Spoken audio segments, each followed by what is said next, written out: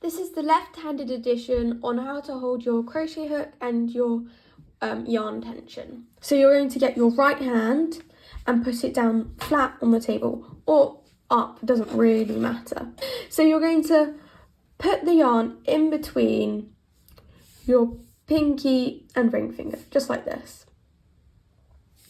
Then you're going to get the yarn and you're going to just wrap it around those two fingers and hold it in place between your ring finger and middle finger like this. So let's do it again. There we go. This bit can be a bit confusing, so yeah.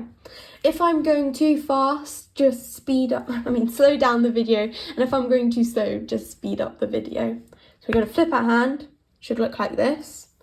Going to get the yarn and put it over the middle finger and index finger like this. Then you're going to pinch it like that. And that is your tension.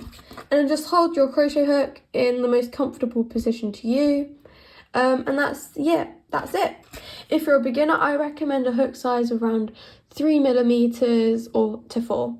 So you can tell this because on the side usually it says 3mm or 4mm or whatever the hook size is. If you're planning to carry on with crochet, you will not regret it. You'll be able to make things like this,